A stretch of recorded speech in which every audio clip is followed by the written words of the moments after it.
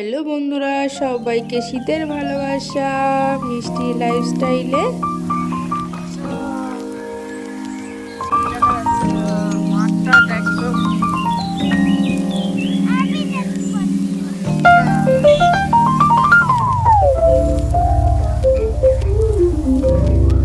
তাহলে আমরা মনে হয় দেখতেই পাচ্ছি না,